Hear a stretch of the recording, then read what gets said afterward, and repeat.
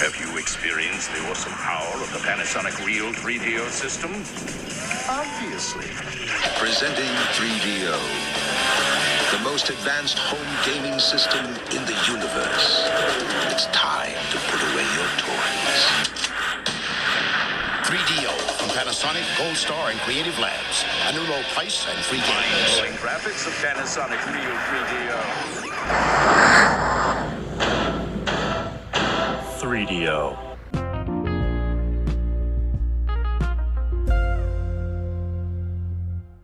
Hello, everybody, and welcome back to the 3DO Experience, the 3DO retrospective podcast where we talk about all things 3DO, the company, the console, and everything in between. I am Bill, and this is Threk. How you doing, Threk?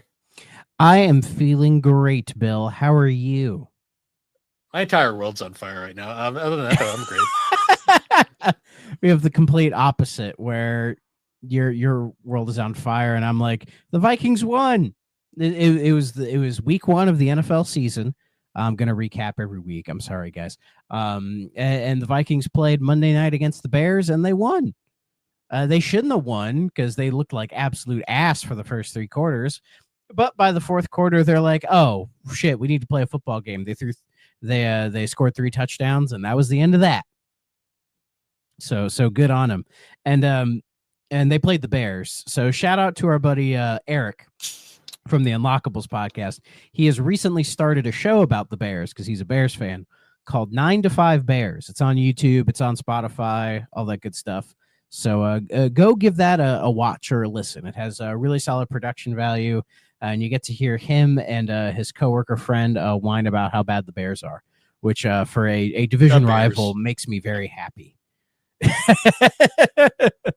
But yeah, shout out to Eric. The most I know about the Bears is they spanked the Patriots years ago, and 85 Bears. Yep. Yeah.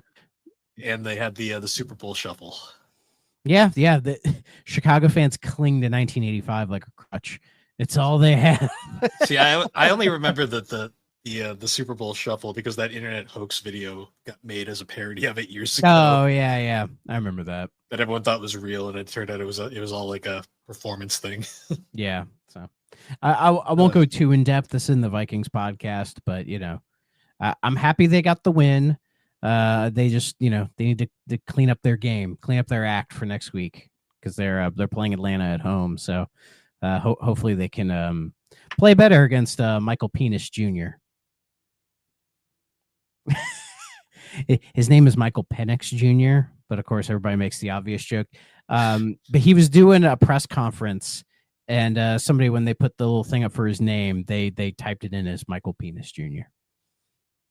So, oops. But anyways, so yeah, this week, I guess in with the sports thing, we're talking about a sports game, so to speak, right? I'll say before news, there's really not that much. I kind of had to scrape some things together. Because did we talk about it last week? No, we didn't. Silk Song. It came out on the 4th, right? It sure did. And it's done really well. Shocker, right? Like I think it was like all the major stores were down. Yeah. Like it literally broke everything people trying to get to play it. But people are starting to play it. Reviews are trickling in. I think it's Metacritic. Last time I checked, it was like a 98. It'll go down. It'll go down. Yeah. But it'll settle somewhere in the low 90s, I think. It'd be great if it went to like 89. That'd be great. I think like the majority of people who are buying it and rating it right now are the people who are like absolutely obsessed and ready to play it. Yeah. I think eventually you'll get more of the curious people that will come in and check it out, and then you'll get more kind of like less biased reviews probably in the future. Yeah, I mean, I've been seeing some interesting takes on it. Just kind of glancing at it. Because I thought about playing it because it's on Game Pass, but I'm like, should probably play Hollow Knight 1 again. But I thought I was like, I'm fine for right now. That was my thing. I looked at Silk Song. I'm like, it looks really good. But I didn't really like Hollow Knight, so I probably am not going to like this. From what I know, it is different. Like Hornet, the character you play as, who's in the first Hollow Knight, they're a very different character. So there's enough of Silk Song to where it is a different game in some aspects. So that's a good thing. So I found it weird. Some people were complaining about the difficulty, which I'm like, did you guys not play the first game? Like it's not an easy game, but I don't know. Apparently there's an update coming out making it easier or whatever. I don't know. I think when we hit, I'll say it's September now. I think by the time we hit Game Awards time in December, there will be I think it'll be a more like general synopsis take on Silk Song. Because yeah, like I saw the Metacritic at 100. I'm like, it's not going to stay there. That's ridiculous. No, it never does. Yeah. So, but who knows where it'll settle? But the funny thing I saw about all this was this is an article run by Video Games Chronicle where it says Atari launched its own Metroidvania on the same day as Silk Song, and it only hit 12 concurrent players on Steam. I'm like, Atari, why did you do this? Why couldn't you move it like a week or 2 weeks or something like that? Like just move it a little bit. Like give itself a little bit of breathing room. Because good old Atari Grams is not the smartest publisher from what I've noticed over the years. They make weird choices. I mean, I'm glad they're still doing shit, but the thing is, the game, it looks interesting. It's called Adventure of Samsara, whatever. Apparently, it's a Metroidvania that is sort of a reboot, rebranding of Adventure, the old Atari game. It's kind of basing itself on that. I looked at the trailer. It has really beautiful, like 2D pixel art. Gave me a little bit of Blasphemous vibes as well. Like it looks pretty interesting. There's a demo on Steam. If it was on console, I would have tried it out. And it does have 20, and it's only $20 as well. So I have a feeling this is one of those games that I think once all the Silk Song stuff dies out, I think some people will go to it a little bit more. And who knows, maybe this article helped with that, because I didn't know of this game's existence till I saw it. And then, yeah, looking at it, I'm like, this looks kind of neat. So I wish listed it. So I'll probably this would have been like 10. This would have been like putting up like some weird indie film on the same day as like Superman. Like, I mean, there probably was something. There's always I'm sure there was, but like nobody talked about it. But at least like with movies, especially theatrical runs, I feel like there's a lot of logistics that goes into setting like a date for that, and it's hard to move that around. But with video games, especially now with digital ones, it's like just move it like a week or 2 weeks. I don't think anybody would care. Yeah, honestly. You know? So, but yeah, Adventure of Samsara. Go give that game some love, especially if you like Silk Song. It's another search action-y type of thing, so it looks pretty neat. The only other things I have is Tokyo Game Show's coming up.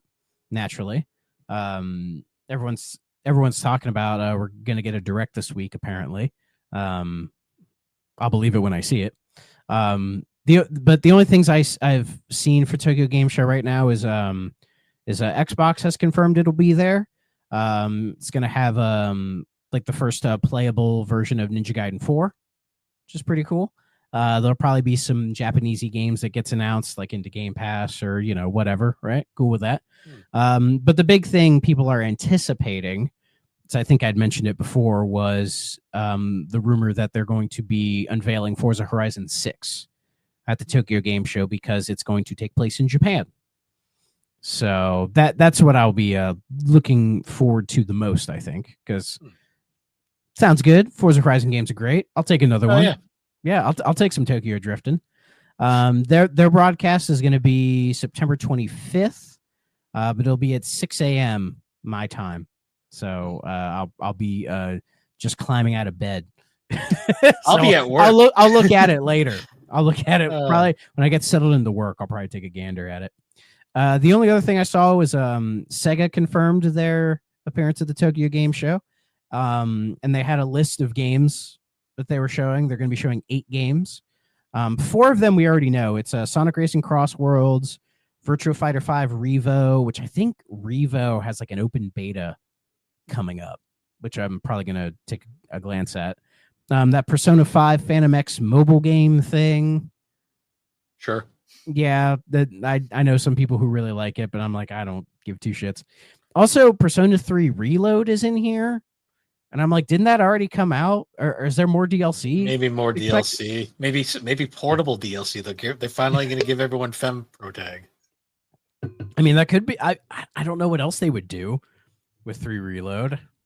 Why It'll would they be showing something it? that it'll be something that people find reasons to complain about. I guess. But the only interesting thing was there are 4 games here that they have blanked out, 4 slots that are empty. So of course people are like, "Oh, what could this be? What could it be?" I mean, it could be something that RGG unveils at their next direct. Could be that. I mean, there's all those other games they're working on, like the reboot of Crazy Taxi, the reboot of Jack Ryan Radio. And they have a couple other like older stuff in the works. It could be that. Trying to think what else it would be. I don't think they have another Sakura Wars under their belt. I wish they did, but Did that reboot one even do any good? I heard it sold okay. It's a series that only one game previously had come out over here. Yeah. And the one game that did is considered the worst game in the series. So, I mean, I heard the new Sakura Wars was fine, but I think when it came out, yeah, it was like 2019, and it felt like it just kind of went under the radar. well, So I didn't hear anything about it. it also played nothing like the previous games. Like it was a very different game. Isn't it trying to be more like Fire Emblem? It wasn't even really a tactical game anymore. It was like a action-y game. Oh, It was almost like what happened to the Shining series. and look how that turned out. Still mad about Yeah, that. yeah. The Wild Arms, the Wild Arms team is making Shining Force now or whatever. don't know. Why? Actually, no, they're not even making Shining anymore. They're making fucking Digimon games now. Yeah. Shining is dead. Shining is absolutely dead. Yeah. And I mean, it's been dead since like Shining Soul 2, so it's fine. But yeah, it'll be curious to see what Sega does. They haven't announced like any sort of like showcase or anything, at least no times or anything. So we'll see what happens. So, something did come out today. Oh, what's that? Well, it's kind of relevant because we've been talking about it on the network. The Bubsy collection came out today. That's right, it did. It did come out today. It's already getting review bombed, and I'm like, of course it is. Why are people review bombing it? Well, I don't even think it's review bombing. I just saw Nintendo Life already reviewed it, and it's got a 4 out of 10. I'm like, sure. Why would they give it a 4 out of 10? It can't be that bad. I wonder if anyone actually played it and they're just reviewing it based off the original games. I feel like with a collection like that, you can't review it based on the quality of the games. Because it's a documentary piece. Like I did watch a review of it where somebody said it's closer to like an Atari 50, where it's meant to just kind of document the Bubsy series. Like this is the whole thing, pretty much, right? So and give us 3D with functioning controls, which I'm still like, yeah, I don't know how to feel about. Well, let me see what Nintendo Life has here. Let's see. Conclusion. One wonders if the entire Bubsy series wasn't actually designed as a sort of torture parody, that the intention along was to pummel unsuspecting children into submission via an innocent-looking anthropomorphic bobcat-led platform game. Picture this. Some kid in 1993 got Bubsy for Christmas after the sales clerk told his parents that Sonic and Mario were old hats and that this was the new hot thing. There's no fucking way anybody has ever said that ever. Did they not like play like 80% of games during this era? Like Bubsy exists because of Mario and Sonic. Bubsy was no one was ever hyping up Bubsy as the next big thing. Like that was Sonic was the next big thing. Also, and plus 1993 Sonic was not fucking old hat. That was Sonic 2. God damn it. Going into 3, like exactly. It was at the peak of its fucking power. Also, like that's a person who clearly is ignoring the fact that like Bubsy was one of like 1,000 of these different games. Yeah, like there was Zool, Zero the Kamikaze Squirrel, fucking Arrow the Acrobat, fucking Awesome Possum, Earthworm Jim, Booger Man, Lester the Unlikely, even. Yeah, this is one of those reviews that's just trying to play off modern like meaning. It's just Bubsy became the infamous one because because it was just so ridiculous. But anyways, I'm gonna keep this going. That kid either never forgave their parents for the injustice and the playground bullying they endured as a result, or they committed fully to the Bubsy universe and found a happy place within it. If you're the latter, then this collection is for you and only you. Joys, a competently handled collection with personality, well presented with plenty of bonus features. Save states and the rewind feature make it far more palatable. Emulation quality is good and handled well by Limited Run's Carbon engine. Cons, the games remain frustrating and painful to play with very little daylight in between. What's here hasn't aged well, regardless of whether or not you're a Bubsy fan. At least 2 titles on here are total non-starters, and you'll be hard-pressed to tackle them for more than 10 minutes. That's not 3 cons. That's just a con, where it's like the games aren't great. And it's like, yeah, we all know the games aren't great. Like, what the fuck are you talking about? Like they're doing this because they have the Bubsy license, and they're like, fuck it. Throw them out there. It's kind of the same thing with Gex, really. You know, where they're like, we have all these, sure. Like, I'm more interested in all of the bonus stuff. You know, like all the interviews and all the concept stuff. And again, the one review I saw, I think it was Xbox Era, they did a review on it, and they were kinder to it because they treated it more as as I said, as like a museum art piece. Oh yeah, which I think is how it should be looked at. You know, because like if you're curious to like if the Bubsy games are any good, it's like, well, they're not. But I feel like if you're in the know, you know that already. You know what I mean? I still can't get over how many reviews I see where they still act like they're like, oh, it's got the fake gold X award. I'm like, that was a real award. Like, it wasn't fake. The fact that Bubsy got it was dumb, but like it was a real thing. Yeah, like Xbox Era, there at the end. My verdict, this isn't just a retro release, it's a tribute to the creativity of the 90s, to the risks developers took, and to a mascot who still puts a smile on people's faces. It may not be flawless, but it is without question the perfect way to experience Bubsy. And I think that's a kinder way of saying it. Like, of course. Yeah, that's like a less harsh review. Like the other review was like just like I'm writing an English paper and I'm gonna be as fluffy about it as I can. I feel like they're just certain reviewers, I think, are trying too hard to write their reviews like it's like a YouTube video. You know what I mean? It's like, yeah. And again, it's just some people I think are just taking the wrong lessons from this Bubsy collection. You know, like we got the Gex collection as well, which is nice that it's there. But of course, we will do our deep dive in the future. So stay tuned for that. And I actually am planning to do some Bubsy content in the future for another podcast. I'm just waiting on my physical to get here because I fucking ordered a physical copy. I have no idea if it's shipped. No idea. It'll just it gets here when it gets here, and then we'll go from there. So that's kind of the plan with that. Trust me, when I get it, I will show you all. I'll make sure to show you all. But yeah, like people just being weird about it. Like, you don't have to buy it. You know, if you're like, oh, like people getting actually mad at Bubsy for existing, I think is kind of funny. Yeah. You know what I mean? It's so bizarre. Some people are acting. Some of the reactions of like people, the people are like way over the top. I'm like, they're not that bad. They're not, but good, also, they're not that bad. But also, it's Nintendo life, and they tend not to be kind to Sonic either because of the old Sega rivalry. So it's like, can you really trust these people? No. Like if somebody is still shitting on Sonic for like Nintendo console war reasons, I'm like, bro, you're gone. You're lost. You ain't coming back, you know? But yeah, I guess that's the news. Was there any Nintendo music this week? There was. Speaking of. There was. Okay. I didn't get spoiled on it this time. Yeah, I think Will must have been sleeping. No, he was too busy watching football. No, he fell asleep because, you know, he was like, oh, Vikings are bad. It's like, yeah, well, they were. Then they got better. But again, another podcast. I'm just glad he didn't. I'll say maybe he heard that I was like, dude, don't fucking spoil it for me. And then he didn't. Let's see here. I think I have an idea already, but I just, again, I have to check everything just to be safe. It's a good one. Is it Tears of the Kingdom? Nope. Older. Oh, fuck. Tears of the Kingdom was always there? Shit. Yep. Every time.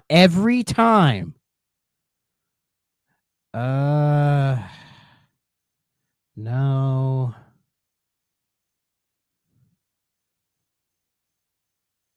Yoshi Story? Nope. Newer. Newer than that? What the fuck?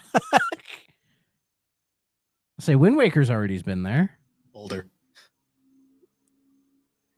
Well, actually, no. Probably like them might not be older. They're probably the same age. It's not Nintendogs, is it? Nope. What is it? It's for one of your favorite systems. I don't fucking know. I can't tell. Golden Sun. I thought that was already there. I think one of them was, but the other one's there now. Yeah, Lost Age. Okay. I thought they were both were there. No, we got the Lost Age now, so we have both halves. God, this fucking app is so bad. Well, it's hard because I saw those. I was like, yeah, Golden Sun's already there.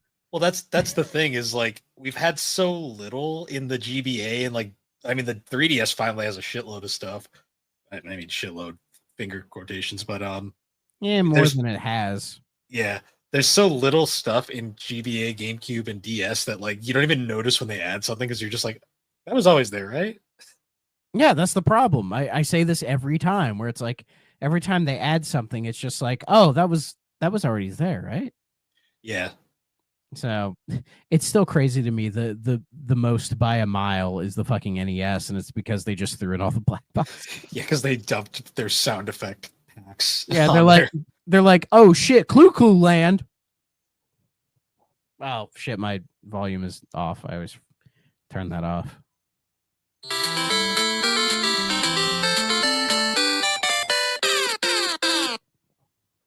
Give me your money. I'm so glad we waited for that drip feed. I'm curious to how what Nintendo did with like the old NES like sound clips, because like I assume those are what stored on floppies, like floppy disks. Like how did they source those? That's what I want to know. Me sitting here being like, I wonder if they just ripped them from YouTube and then took down the videos. No, they're better quality than like YouTube videos. You can tell. Yeah, that's just my inner like that's something Nintendo would do. Yeah, I mean, I could see that because I think it was when the Nintendo Museum opened and people were messing around with all their stuff. They found like somebody found that like the games that had playable, they were just like PCs with like emulators, and they just loaded the ROMs in there. Yeah, which is hilarious. So it's like, I mean, that's the easy way to do it. Nintendo's like, and it's like, do it, and it's like, can't. I mean, they fucking own the games. I know. They can do whatever they want, as far as I'm concerned. But it is what it is. Nintendo's such a funny company sometimes. Pisses me off sometimes. Oh yeah. Do you feel the like the opinion on Nintendo has changed in the last like year and a half, maybe? It depends on who you ask, because some people, they are much more negatively looked at. Some people think they're like the greatest thing ever, like even worse than before. Like I guess it's like people are just digging in their heels, maybe. I've seen like Nintendo fanboys these days that like in years past wouldn't have been nearly as annoying, but now they're like almost insufferable. Yeah. There's a lot of like, it feels like people are trying to like bring back console warring, but instead it's more like console people attacking PC people. There's that. You know what I mean? You got Nintendo fans because that's like the only real exclusive console these days. True. It's like Sony and Microsoft are basically the same thing these days. Yeah, but they have their fans. They have their real annoying fanboys too. Oh, no, they both do on both sides. Xbox fans, hyper Xbox fans are very annoying. Hyper Sony fans are very annoying. Yeah. It's just a thing. There will always be those like weird people, but again, I feel like with Nintendo people, they just, it's very, I don't know, something about them, but it feels like all the console people are just like attacking all of the PC people. To be fair, though, I will say, PC people are annoying too. Yeah, that's what I'm saying. They are, because they're always like, "Oh, you could just download this thing and play it; it'll run so much fucking better." It's like, well, good for you. There's there's casual PC. Well, there's normal PC people who are just normal and don't be obnoxious about it. And then you get the I slobs and stuff, and it's like, well, yeah. I think the majority of like Nintendo fans, PlayStation fans, Xbox fans, PC, the majority of them are just average, fine people who are playing games on their preferred platform of choice for whatever reason. Fine, but it's just I've seen a lot of just vocal minorities on here just yelling and screaming at each other when it's so weird. When it's like, why are you simping for these companies that do not give a shit about you? They don't care. Like when like Sony fans were like calling PlayStation and saying, don't put Helldivers 2 on Xbox, don't do it, you know? It's like, guys, why are you being this way? They don't fucking give a shit. Okay? They don't care. And spoiler, it sold really well on Xbox. I mean, there are some people saying that it's selling better on Xbox than it did on PlayStation. I can't confirm that from what I've seen. Like some of the numbers seem a little shaky, but from what I've gathered in general, it's doing pretty well. And Sony seems pretty happy with it. So more is coming. More is going to come. So, yeah. I mean, and fine. I think that's a good thing. It's literally just which platform do you prefer at this point? Like, pretty much, yeah. And that's fine. So, but anyways, that's me trying to extend the news.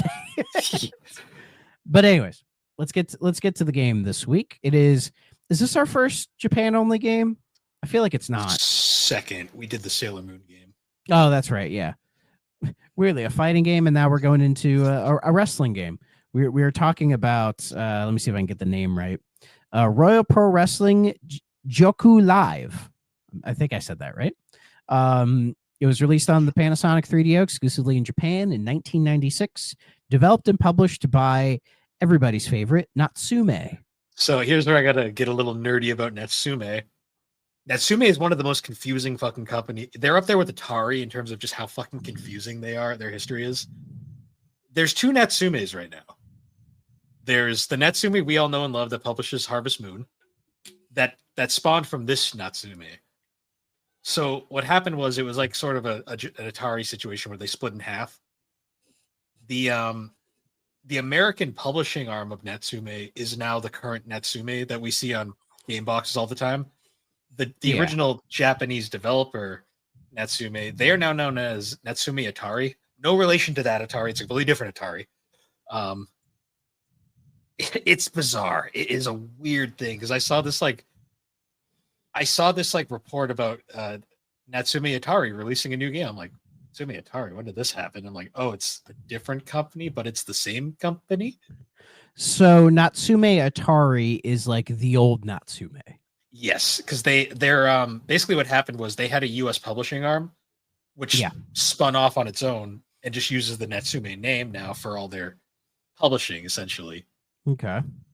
It's bizarre. It's one of those weird things. So when you see the Natsume name, it's not technically always the same Natsume, but in this case it is because I believe this game was pre-split. I mean, yeah. I did not know of this fucking. I didn't either until I discovered Natsume Atari exists, and I was like, well, it says here the split happened like in 95 or like 94. So this right is around this. So this is roughly post-split. So I think what also happened too was they split, but they were Natsume America was still publishing Natsume Japan's games. Yeah. Well, because I went to Natsume Atari's like Wikipedia page, and World Pro Wrestling is not on here. Oh, so maybe they didn't develop it. Maybe this was developed by the Western studio. But it was Japan only, though. Yeah, that's the weirdest because this game is so fucking American at times. Like it's actually not. It actually fits perfectly with like Japan wrestling games, but I'll get to that. True. This is a weirdly like this game should have honestly been released over here. Like I feel like it would have worked perfectly. Again, there's a pretty solid reason why it's not. But again, you know more about wrestling than I do. I do. I'm the wrestling boy over here. So yeah, but yeah, World Pro Wrestling came out in 96. It was developed by some Natsume. Who the fuck knows, right? You know, maybe it was just some dude named Natsume. So this game, to me, it's the only wrestling game released on the 3DO, right? And think about where wrestling games were in 1996. We have in the West, we're dominated by the Acclaim games. So the ones that were on the Genesis and the Super Nintendo, like Royal Rumble, Raw, Super WrestleMania, that kind of stuff. But going into like 96, Acclaim was they still had the WWF license. So I think Warzone was out. I think because Attitude was their last one before they lost it to THQ. Yeah, because that's when Ukes kind of came in, right? Ukes came in on the original SmackDown series on the PlayStation. That's where they came in because THQ published that, and then also the wrestling games on N64 that were done by Aki. Aki and Ukes were the two big ones. But again, that's another story. So we have that going on, right? Like WCW games had kind of been, floating around with various other companies making them. But 96, I believe, was the first Aki WCW game, WCW NWO World Tour on N64. I believe it was the first one. And that was born out of Virtual Championship Wrestling, Virtual Pro Wrestling, which was Japan only on the N64, which is similar to Royal Pro Wrestling. And is something that Japanese wrestling games will do. And that is they'll have like a mixture of Japanese and American wrestlers. They're pretty good at avoiding copyright. I guess Japan's. I think Japan's a little different about it, but Virtual Pro Wrestling I think had a deal with New Japan because like Vader's in it. I think Inoki is in it, like Great Muta, like those kind of guys, and they were all New Japan guys. So, but that kind of transitions into Japan, where the big wrestling series over in Japan was Fire Pro Wrestling. Fire Pro Wrestling was done originally by Human Entertainment, which is where a man by the name of Suda51 got his start. In fact, one of his earliest credits is writing the scenario for Fire Pro Wrestling S, 6-Man Scramble, which the S stands for the 6-Man Scramble, which was like the new feature for that game. And also it was released on the Saturn. So it kind of fits in, right? And Fire Pro Wrestling, different because the Western games were more focused on like, just kind of button mashing, or even say with like Warzone doing these weird, stupid combos that was like really bad. Fire Pro Wrestling was more focused on timing to where you would grapple with an enemy and then you grapple your opponent and then you'd have to time your button combination in order to do the move, right? It's a lot more thoughtful and a lot more deliberate in its thinking. I hate to use the comparison, but it's a little Souls-likey. To where like, the frame count and that kind of stuff does play into Fire Pro Wrestling. I've never really been able to get into Fire Pro. I've tried many times over the years. It didn't cross over into the States until the Game Boy Advance because the two Fire Pro Wrestlings on GBA. And then there was Returns on the PS2. And now there's one, I think it's on Steam and PS4, Fire Pro Wrestling World, which I think is like an online live servicey thing, maybe, because that came out like 2017, and they haven't made a new one since. I mean, Human Entertainment doesn't exist anymore. Most of the guys who are making Fire Pro went to, I believe, Spike Chunsoft, and that's who have made the modern one since Human broke up, basically. So you have these like dichotomies right here, right? You have the Western side, which is focused on the WWF, WCW, later on ECW. Which were trying to appeal to more casual, dumb Western gamers. And then you had Fire Pro over in Japan, which was trying to be, more deliberate and all that kind of stuff, and has some really cool things about it. Like the creation suites they've had are always fantastic because in Japan, they would have like the fake WWF or WCW, right? Like it wouldn't be WWF, it'd be WFW or WWC. WWA in this game, as they call it. We'll get to that. But they would have like fake Hulk Hogan, fake Undertaker, that kind of stuff, right? But also they would have creation suites, a really robust one, so you could add wrestlers who weren't in the game. So say like you're like, oh, I really want to play as Flying Brian Pillman, but he's not in this game. You can go in the creation suite and you can make him. Right, like moveset, taunts, everything, which is always, I think that's what people really liked about Fire Pro. Is the creation stuff. So Royal Pro Wrestling comes out in 96, and to me, fits somewhere in the middle of all of this that's kind of going on in the wrestling stuff. It's based in Japan, right? And it has that kind of Fire Pro aesthetic a little bit because it's 2D, but Fire Pro is always usually above, like a bird's eye view on the ring. Yeah. But here it's more the view. It's more like a hard camera angle that you'd watch, say, like on wrestling shows at the time, or even like now, kind of a thing. It reminded me a little bit of if you ever played King of the Ring on like NES or Game Boy. It kind of had that look to it. But the move set is really kind of like pre-Aki. Yeah, I noticed that. It was very technical, but also like arcadey at the same time in a weird way. Yeah, it was a little bit of a mixture of both. The game does not have an English patch. Trust me, I looked. No, but there's one. But English voice acting at points, which is there's funny, English voice acting at points, which is amazing. By the way, and I found on GameFAQs back in 2017 a guy by the name of Fire Pro Fan. Thank you. Shout out. Is it the one article? That's made the one 3DO guide where basically he translates the menus and a little like FAQ, and then like gives you a detail and like, oh, here's what the controls are, and like here's how the game functions, which actually made it much more playable for me. Yeah, just knowing what the hell was going on. And yeah, he breaks it down in a pretty good way of like, yeah, it's like you grapple, and then it's like a direction and a button, and then you do a move, which is kind of what like Ukes would do, what Aki would do, you know, kind of the more modern wrestling games once we enter into the 2000s kind of would do, basically. So it's like kind of ahead of its time, but yeah, but it still has a little bit of that Fire Pro timing, but it's a lot more generous with it compared to those games. And I noticed like that the big aspect of the gameplay that was very unique to me was like it wasn't just about winning the fight. You also had to really put on a show kind of thing. Yes, which is something that like once we get into like the SmackDown versus Raw series, once that becomes a thing, that really plays into those as well. Because I remember when I would play SmackDown versus Raw 2007 on the 360, you would have like a momentum meter, and they even said like, oh, if you kept doing the same move or weren't doing like exciting things, it wouldn't go up. It would even go down at certain points. So you have to like, you know, change up your move set and, you know, try to make it, because yeah, you're putting on a show. It's kind of the like this is entertainment at the same time. I found this fun description of the three styles where it was like, this is taken from the TV Tropes article in the game. Oh It describes that each style of wrestling has a different promotion style, which works differently for each area, like America, Japan, Mexico, which are the three main regions this game has, and it brings up how where'd it go? Fuck, lost it. Shit.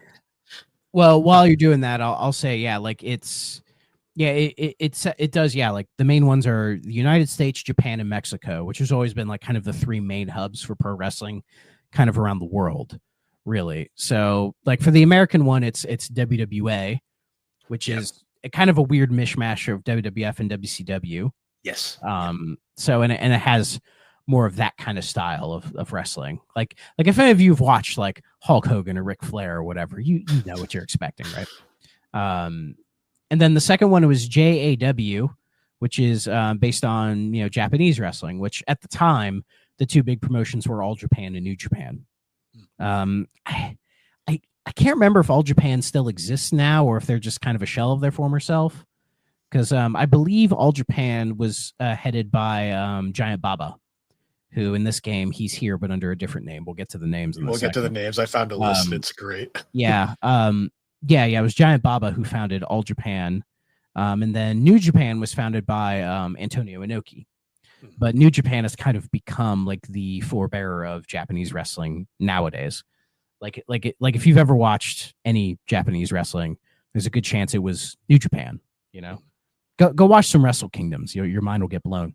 And then MDLL, Mexico de Lucha Libre, is the Mexican promotion. It's mostly based on CMLL, Consuelo Mandal de Lucha Libre. I probably said that wrong, but that's kind of like the big promotion down in Mexico as well. And of course they're known for, well, I never mentioned Japan was kind of at that time becoming known for what they call strong style, which is basically pro wrestling that hurts. Yeah. Like again, like if you've never watched like strong style wrestling, the best way I describe it to you is like say if you watch like a WWF match, you can tell if you've watched enough, you can tell they're kind of pulling their punches a little bit, which is fair. You don't want to hurt the guy, right? It's more on the entertainment side. But with Japan, when they punch, they fucking punch you. Seriously, like again, if you go watch some like Wrestle Kingdoms, you'll see like they're beating the shit out of each other. Like it's still a show, it's still entertainment at the end of the day, but they really emphasize, like that's kind of what Antonio Inoki was all about. It's like if you want it to be real, you fucking hit the guy. Like what's more real than that, right? Because wrestling has always fought that real versus fake kind of a thing. And if you watch a couple matches of Strong Style, you'll be like, oh yeah, this shit ain't fake. Yeah. So it isn't fake. It is, but it isn't. Again, it's like they know who's gonna like win and lose at the end of the day, but like when they go out there and do the stuff, like no, that's real. Like when they fall through tables, it's not green screen. They're falling through those tables. But Mexico is known for is lucha libre, which is that very acrobatic, high flying style of pro wrestling. Like if you've ever watched the Rey Mysterio match, like it's that kind of like flying off the top rope, doing the 619, wearing a mask, all that kind of stuff. Mm-hmm. Like that's what Mexican wrestling has been known for forever. Oh yeah. And it's headed in this game by a Mil Mascaras, the man of 1,000 masks, who he's not as like high flying and crazy as some of the more modern ones are, but you can tell he's very much a forebearer of that style. And yeah, all three promotions definitely favor those styles over the other. Yeah. I found the TV tropes thing. It lists them as Americans value over-the-top spectacle, complete with chair shots, Titantron promos, and meddling managers. Japanese leans towards pseudo-realistic sports matches in the vein of Strong Style and King's Road storytelling. And Mexicans prefer flashy chain wrestling and aerial moves. Yes. Or as Jim Cornette calls it, flippy bullshit. But I like flippy bullshit, okay? It's fun. So yeah, and they perfectly fit in there. And it's cool that like if you mess with all the different players, all the different wrestlers and different styles, you definitely get that. Like the game's kind of like moving you into like, whatever kind of style that works with, which I think is great because for a good long while, like if you've played any of like the wrestling games on Genesis, you'll know that all the characters pretty much play the same. They only look a little bit different. There was only so much they could do with it at the time. But as we're moving more into like, the 3D era and getting closer to that, they're starting to have more variation in what the wrestlers could do and having more of like, oh, that's actually their move set kind of a thing. And this game is kind of, I think is kind of a bigger step into that than some people would know. In a weird way, it is kind of like an interesting forebearer of wrestling games to come. But it is still kind of dragging in the past with the Fire Pro stuff. Because Fire Pro would get away, as I mentioned, they would get away with having real wrestlers by just like giving them fake names, But in the States, when they would bring the Fire Pro games over, they didn't do that because they couldn't get away with it. But they would give you all the tools. So like they wouldn't have Juan Cena, but you can make Juan Cena if you want. That's actually a real thing. There was a short period of time where John Cena was wrestling under a mask and he called himself Juan Cena. The whole thing. a little, not racist, but a little like, but anyways, the names for these are great. So the two boring ones, but like, so I have a list here. I have the list too, but viewers at home, I'm gonna give them a little quiz. So just shout this at your phone or whatever. Hulk Hogan is in the game. What do you think they named Hulk Hogan in this game? Give him a couple seconds.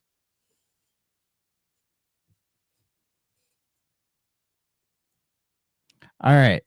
So they decided to name Hulk Hogan Golden Lips. You probably didn't get that. It's based on when he was like Thunder Lips in the Rocky movie. I knew about Thunder Lips. I didn't know where the golden came from. Well, because Hulk Hogan had the blonde hair, red and yellow, that kind of a thing. Fair. Yeah. What are some other highlights for you? Well, the two boring ones right off the bat, but kind of funny. You got these ones are so obvious. I'll just say it. Ric Flair, Rich Fair. or Rich Flair. Rich Flair. I love that one. And it also fits because it's like, yeah, Rich. Yeah, he's a rich guy. And Woo! then Randy Savage is Andy Savage. Totally different. That just sounds like the name of like an indie wrestler. Macho Man Andy Savage. The Nacho Man. Like seriously, if any of you have ever gone to a local wrestling promotion, I'm sure there is one not far from you. You know, you'd probably find a guy, Andy Savage, but he wouldn't do any Macho Man stuff. He just thought it was a cool name. So we got a few of them here. Like we've got Skunk. Everybody, who do you think Skunk is? Oh man, it's Sting. From the Police. No. Well, this was the era. I'll say 96. He was starting to change his appearance by this point, but they were still going on the surfer blonde hair type deal. Though I think he had stopped bleaching his hair by 96. So, but he wasn't Crow yet. Like that was kind of still in the making. We also have Texas Longhorn, which sounds like a restaurant. Texas Longhorn. I believe Texas Longhorn is Stan the Man Hansen. Yes. Who was a prominent wrestler in a like World Class Championship Wrestling near the end of its run, and then did a bunch of stints all over various like territories when the territories was still a thing here, but then had a real big career in Japan. Like he's one of the few American wrestlers who actually did way better in Japan than they did in the States. He didn't do bad in the States at all. He did challenge for the NWA World Title against Ric Flair, but yeah, he did really well in Japan. And I get why. He's almost kind of the epitome of what Japanese people think an American is. Like a loud, brash cowboy hat wearing dude who's like, kind of a guy. Yeah. But he was a tough guy. He didn't pull punches. We also have the Underdice Morgan. Like what? I'm not even sure I get that one. That's the Undertaker. I don't quite get where Underdice Morgan comes from. We've got some of these. Yes. See, some of these I'm worried that they're offensive, but I guess they're not. Like we got the Great Budo. That is the Great Budo. I'm not quite sure where they got the Great Budo from. That is the Great Muda, who is a very well known and beloved Japanese wrestler who's had quite an interesting history actually. He has associated himself a lot with the Insane Clown Posse because they have their own wrestling league. Did you know?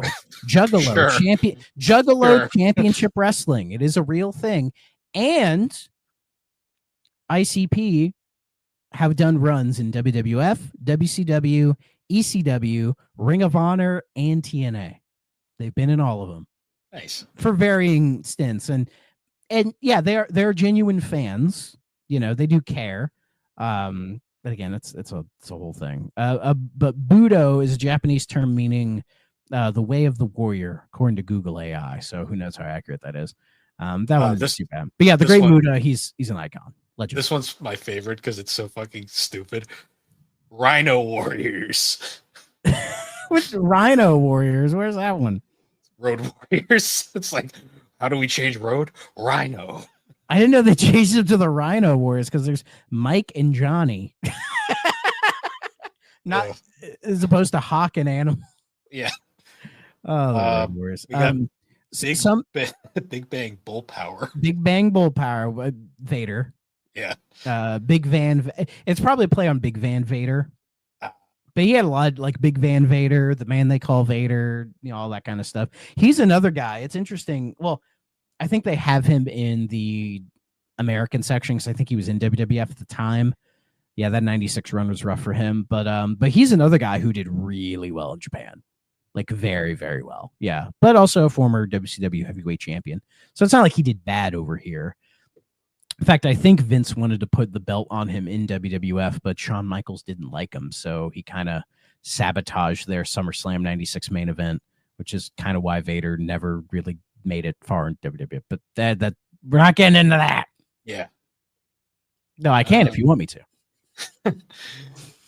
It's for the wrestling podcast. What wrestling podcast? I don't want to Exactly. watch Wrestling Weekly. I can't do it anymore, man. I know, right? It's just like, it's not that it's bad. It's just too much. I know. I can't do like 5+ hours of wrestling a week. I can't. Like when I was younger, I would watch 2 hours of SmackDown every week, and I was good. I was fucking good, man. Dr. Kill.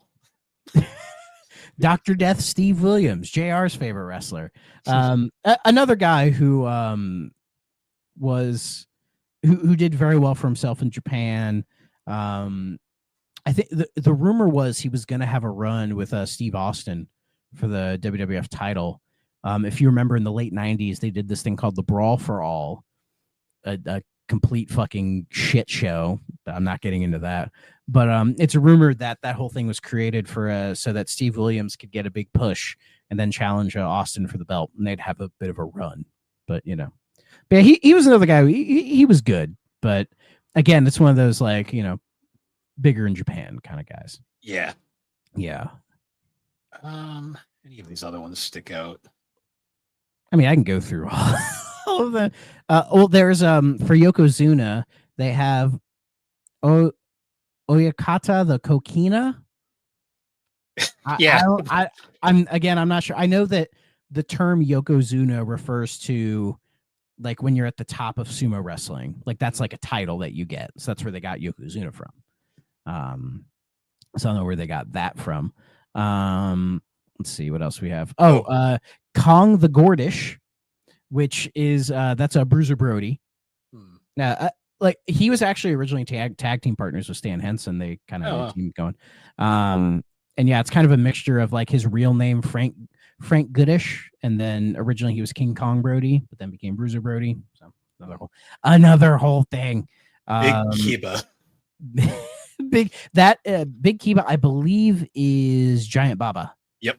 Who, yeah, is a legend in Japanese wrestling. I just love that. I love the difference. It's like giant, big. Yeah, Baba Kiba. Yeah, but that's a guy who's like, again, an icon in Japanese wrestling. You know, kind of like, he's almost Japan's Andre the Giant, if you will. Though Andre did a bunch of stints in Japan as well. You're learning so much about wrestling today. I don't think you were expecting that. Where are you? No, most of my wrestling knowledge comes from promos and other sports. Yeah, I've done a lot of a lot of research into pro wrestling. We have Mr. Arbu, who's Abdullah the Butcher. He's a real piece of work. We're not getting into him. Put your forks away. We're not getting into him. Trying to see who else stands out for me. Oh yeah, for Antonio Inoki, they have Dynamic Owaki. Sure. They have Dragon Fujiyama for Tatsumi Fujinami. Sure. Another icon of Japanese wrestling. Actually, when Hogan was between WWF and WCW, he did a run in New Japan with Tatsumi Fujinami for the New Japan title. And it's if you've ever seen those like photos or videos of, like, it's like Hulk Hogan doing a drop kick, or like doing like these like actual really good wrestling, it's from that run in the 90s. Because Hogan has talked about how Japan, they put more emphasis on the actual, like, wrestling and like the technical craft stuff, whereas in the West they just want more of the showmanship. That's why, like, if you've watched a stereotypical Hogan match, you know how it goes, right? But if you want to see him actually do some, like, kind of like pretty impressive technical stuff, go watch his run with Fujinami in New Japan in the, like, it's like 93, 94 maybe, like in that weird gap between WWF and WCW. So if you want to see Hogan do an enziguri,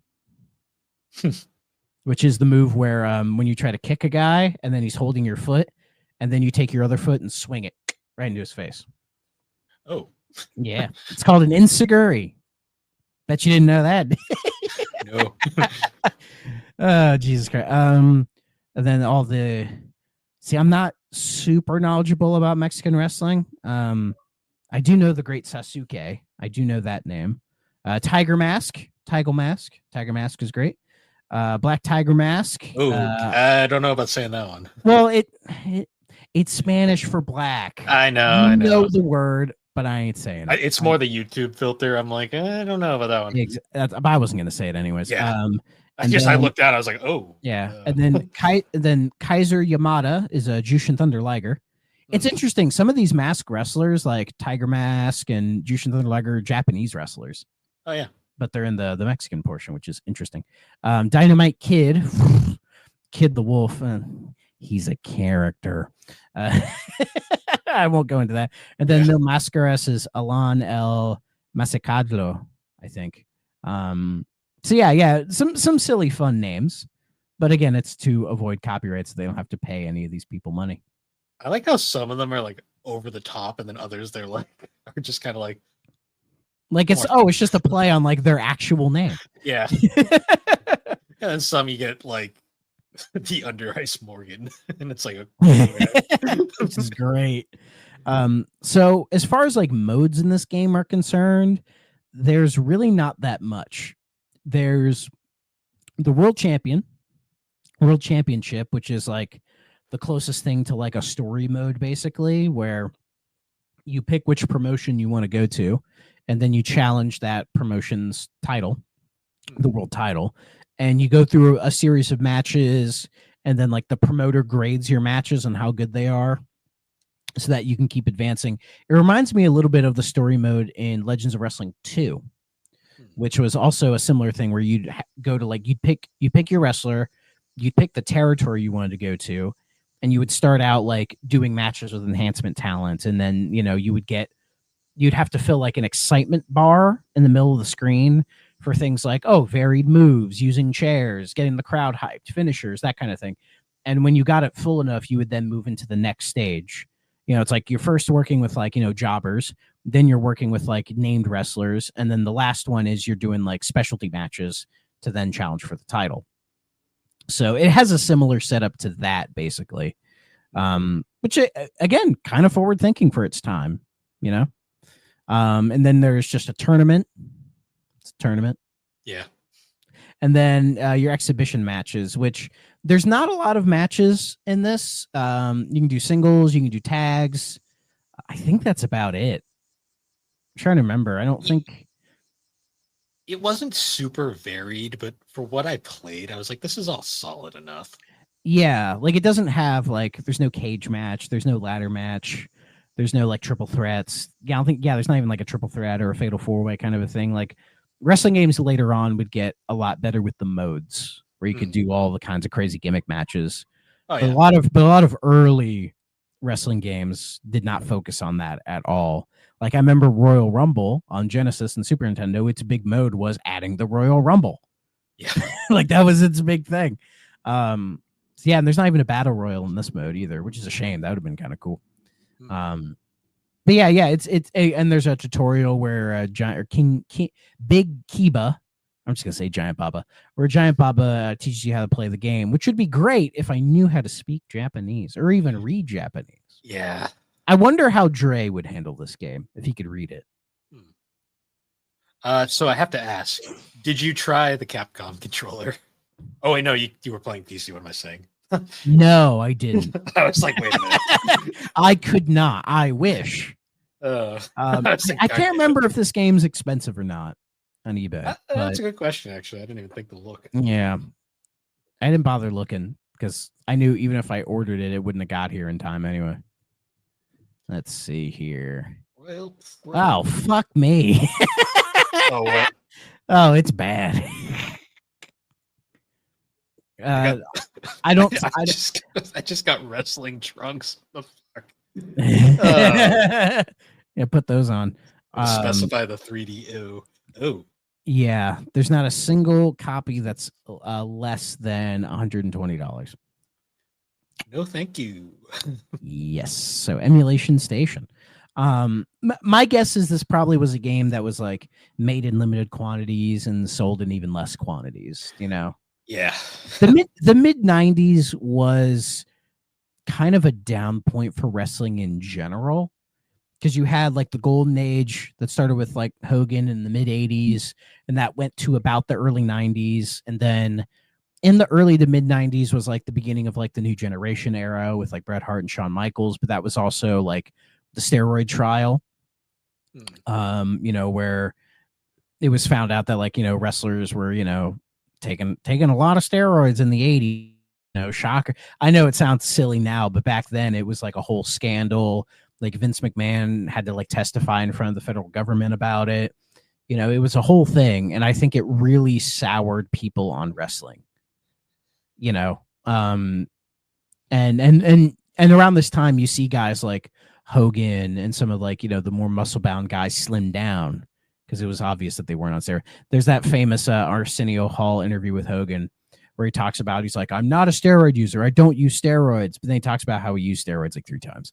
It was under doctor's supervision, so it was fine. But if you look around, you can look up stories about how like dudes were just injecting roids, like literally like the injection like all the time back then. It was kind of crazy. So yeah, like wrestling just had a bit of a stink on it right now, and I think at that point, and even like in Japan also, it was just kind of in a down point. Like it really, over here in the West, it kind of picked up in the late 90s when, you know, the Montreal Screwjob happens, and then and coincides with the rise of Stone Cold Steve Austin and The Rock, and, you know, wrestling and WWF enters the Attitude Era as a way to counteract WCW becoming successful with the NWO and everything, right? And that's when wrestling gets its real big boom. And it's like, it's around the corner in 96. It's not too far off, but it feels like it's forever far off. And I want to be sure I'm correct on this. I think around the same time, New Japan was kind of in a slump as well. But it eventually picked up. It took longer for it to pick up, I think, because I think in the 2000s, New Japan was not super hot. But I think when we hit the 2010s is when it got real big again. Because when Kurt Angle was in TNA, he had a run where he held the New Japan and the TNA title at the same time. And I think that put a lot of notoriety back on Japanese wrestling. And then, of course, the 2010s was kind of the rise of internet culture. So people finally seeing like, what's the deal with Japanese wrestling? You know, because if you're a wrestling person, you'd always heard about, you know, the wrestling scene in Japan, and you'd see all these like guys coming over from there to the States and all this stuff. And so you do the Seinfeld thing. What's the deal with Japanese wrestling? And so with, you know, the internet becoming more readily available and people able to access stuff more, they go back and watch the archives and they're like, oh shit, Japan wrestling's always been fucking great. And it's like, exactly. So a lot of things. Japan is fun like that because a lot of shit in Japan is just so fucking over the top because they can get away with it. Yeah, like with Japan, you'll see shit like, yeah, like guys beating the absolute tar out of each other and destroying their bodies. And then on the other hand, you'll have like these weird, silly, goofy gimmick matches where like there was a Japanese wrestler who like had a match with a sex doll. Yeah, well, because you think of that. You tie into their weird like game shows that they do over there, because Japanese game shows are the fucking most entertaining thing you'll ever see. Oh my god! I always think there's like what this a rabbit hole to go down. The most fucked up one I've ever seen was it was like these 2 women, and it was like a giant like a tube, basically like a pipe kind of. Sure. There was a roach in it, and they had to blow the roach away, and if you didn't, it went in your mouth. I was like, what the fuck am I watching right now? That's some Fear Factor shit right there. Yeah. And I was just like, just sitting there going like, what the fuck? I mean, that's what happens when you nuke a country. It becomes amazing. That's always been like my weird theory about Japan is like why they're so fucking weird is because of all the fucking nuclear fumes kind of infusing into their DNA, and that's why they're so weird. Yeah. I mean, it's slightly conspiratorial, but I don't think it's without possibility. But even still. Yeah. But be that as it may, Royal Pro Wrestling, despite my history lesson I just gave you on professional wrestling, I hope you enjoyed it. If Jelly listens, I'm sure she'll enjoy it. Royal Pro Wrestling as a game, I think it's fine. I don't think it's amazing by any stretch of the imagination. No, for like 96, it's not bad. Yeah, yeah, again, it sits in that weird spot where it's like trying to find kind of like the middle ground between American and Japanese wrestling. Yeah. You know what I mean? Like it's trying to find that sort of middle ground between, well, the kind of like what Fire Pro was doing and say what Acclaim was doing in a way.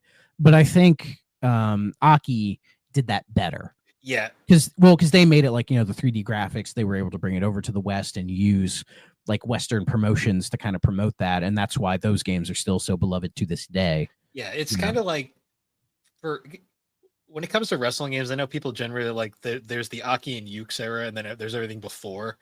For like pre-Aki and Ukes, this was pretty okay. Like there was nothing inherently bad.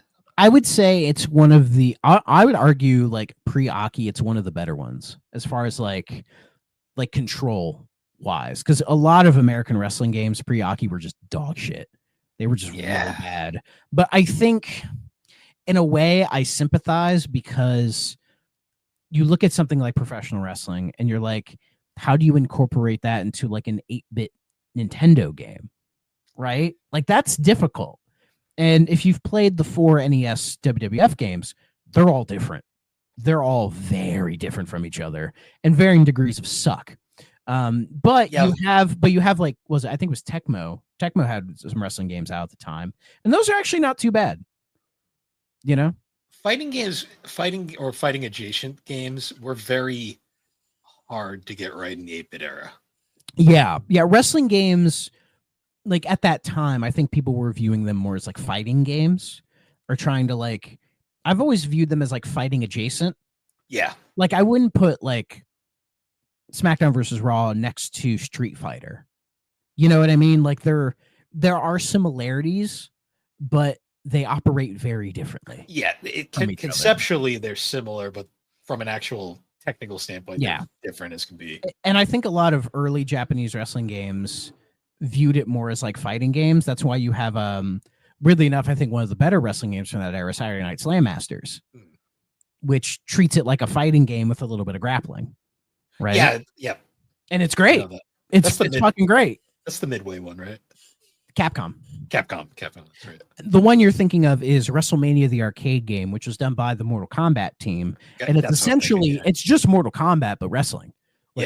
Like they brought in like Razor Ramon, Bret Hart, Lex Luger to like do the stuff like they would with the Mortal Kombat characters. And I fucking love that game. I do. Like it's you can tell Mortal Kombat is their base, but it does play a little bit differently. And I think that's what allows it to kind of stand out.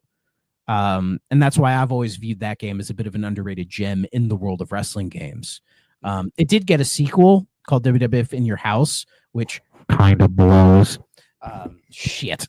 But that game kind of sucks. But that is what it is.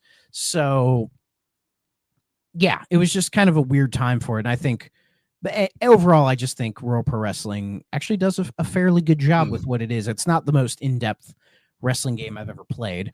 You could play like the Fire Pro games from that era, and they are way more mechanically in depth, and there's a lot more to them, but they're not for everybody. They're more for like the hardcore fans.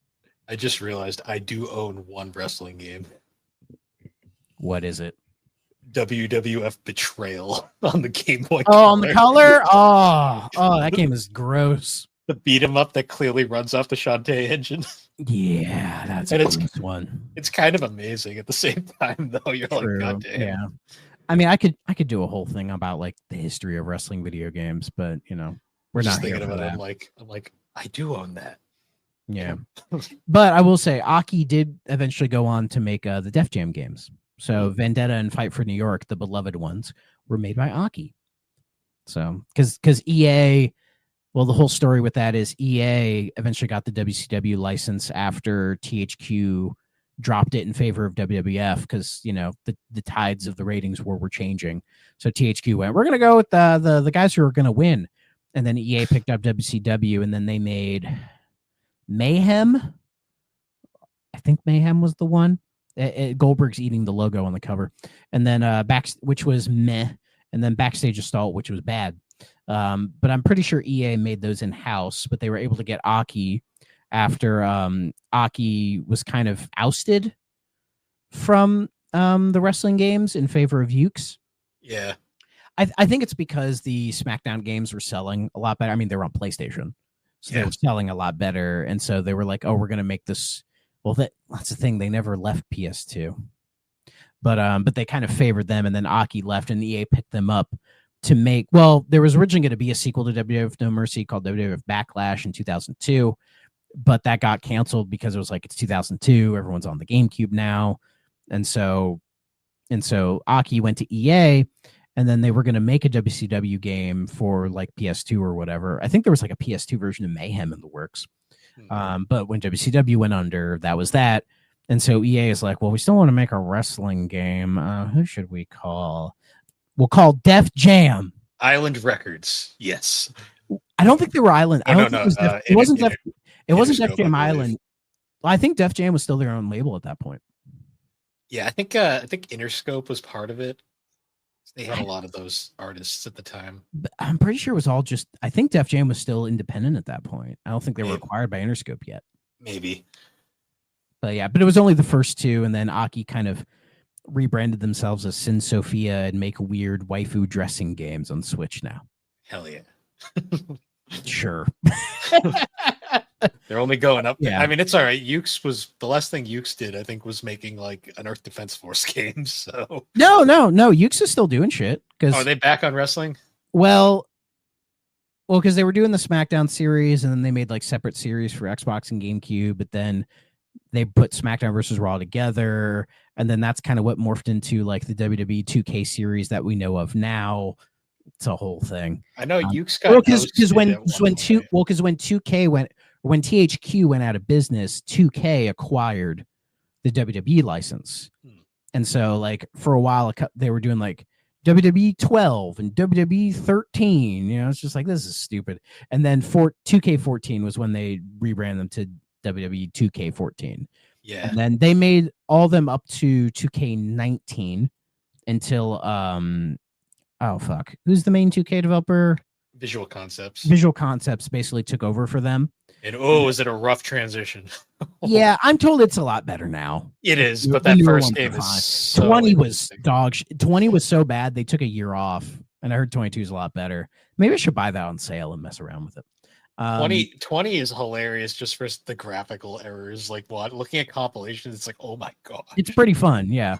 But then Ukes made a couple Earth Defense Force games. They did make the AEW fight wrestling game. Okay. AEW Fight Forever. Like Ukes and THQ Nordic did it. So it was kind of like they're coming back together, and they were trying, and their basis was No Mercy. But I haven't played it. I know it didn't get solid reviews. So I can't really say. I mean, I get trying to do the Aki thing, but it's like, you're not Aki. Like, that's the whole appeal about the SmackDown original Uke series, was that it wasn't the slow Aki technical stuff. It was more fast paced and arcadey. That's what people liked about it, right?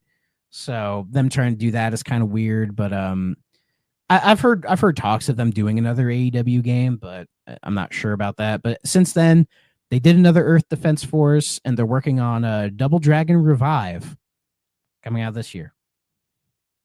Neat. Sure. Yeah, sure. So yeah. But yeah, that's your fucking wrestling lesson, kiddos. I hope you're paying attention. There will be a test. So I did want to look up reception for this game, but because it's Japan only, there's not a whole lot to look. There's not even a Wikipedia page for this game, Nope. is there? Yeah, There's a TV tropes page. That's which is great. and Let's a Moby see. Games page, but there's no reviews. Trying to see if there is any. I mean, there's like YouTube videos of people playing it and talking about it, but Yeah. yeah, it's one of those games. It's like I can't find proper reviews for it. Hold on, I'm looking. I should have did this earlier. Oh, the Critical Club. The What did they have to say? I don't know why that made me giggle. Never mind. It's a form. That's not helpful. Well, what do they say on the forum? Anything good or bad? This is such an early 2000s form. Oh my, ew.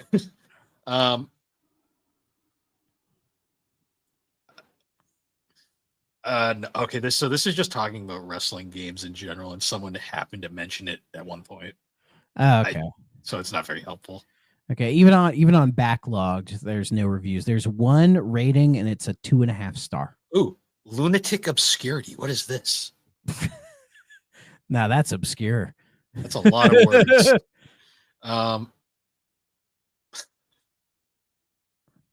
That's a review, I guess. What they say. It's a novel. There's a long and fine tradition in Japanese wrestling games, most famously seen in the Fire Pro series, whereby the roster will be full of real life wrestlers, but with their names changed to some silly nonsense. And that's apparently enough to get around any copyright laws. And I'm sure you're aware that this is a common practice in arcade games in general throughout the 80s, leading to difficulties when it comes to modern re-releases of games like Outrun and Afterburner, as copyright holders have begun to notice that their stuff was being used without permission. Anyways, Royal Pro Wrestling carries on that tradition in amazing style with names like Mike Warrior, Golden Lips, Under Eyes the Morgan. My favorite of the name changes was Randy Savage, although he's now Andy Savage. Amazing. Anyway, Royal Pro Wrestling plays like any typical Japanese wrestling game in the 16-bit era, except the Fire Pro series, which were all a class above the rest. You lock up by walking into each other, then hammer the buttons. This is just a review, basically. They go very in depth. Yeah. Basically, it's just our episode, but probably written different. A little more concise. Yeah. Yeah. Do you know what Randy Savage's real name was? I do not. Randy Poffo. His last name is Poffo.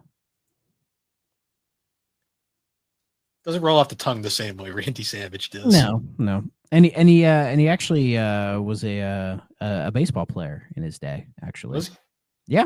Yeah. Before he got into wrestling, he was baseball, and he got signed by the Cardinals. He even played in the minor leagues for the Cincinnati Reds as well.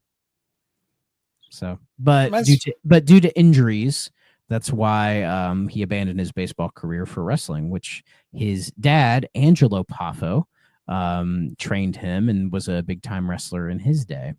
And he had a brother named Lanny Poffo, who you may know as the Genius, who was a guy who would walk around in a cap and gown with like holding a diploma and like talk smart.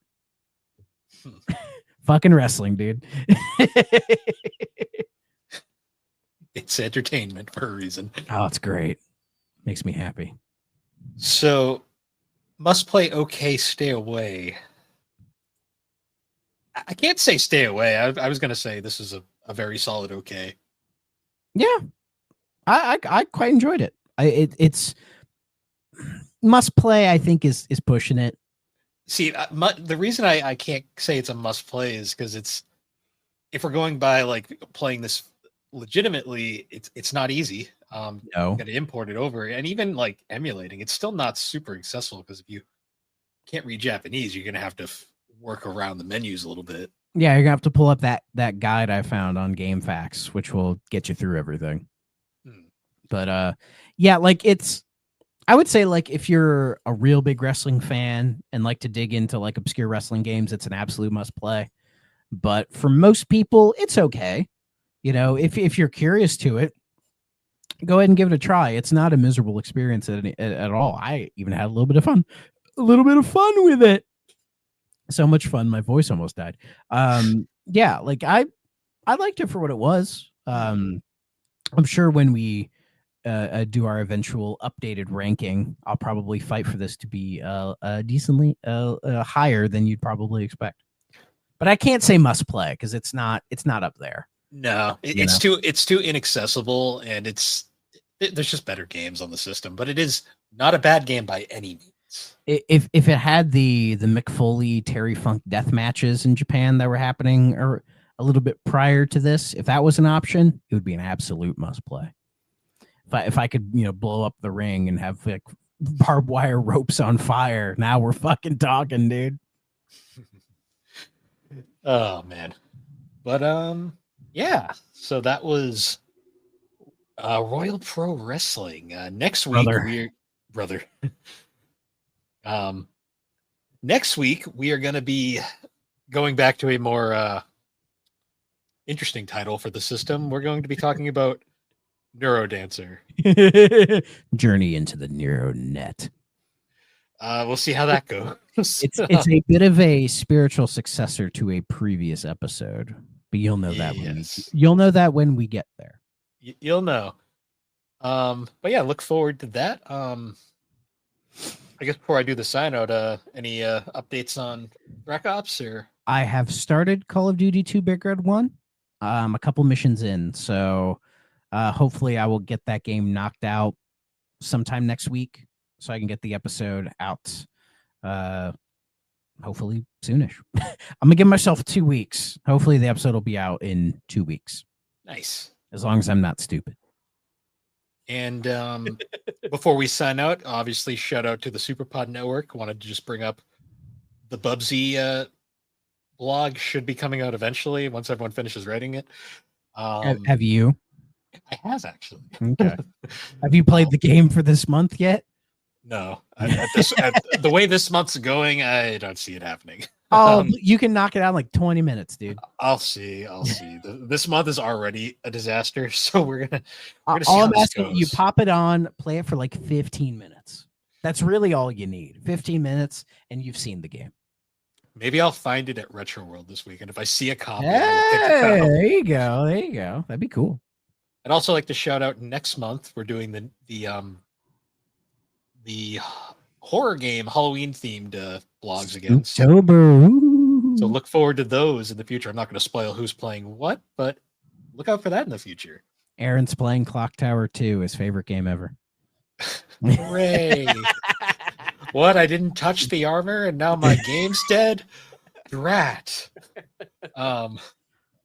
Anyways, though, once again, guys, thank you for joining us on the 3DO Experience. You can find the 3DO Experience on all the major podcasting platforms, particularly Apple Podcast and Spotify. And be sure to check us out over on the Superpod Network, of course. You can find all sorts of different podcasts, videos, blogs. And yeah, once again, though, thanks for watching or listening. And my brain is falling apart. And we'll see you all next time. Skull Vikings. Nice. If you're not playing on a 3DO system,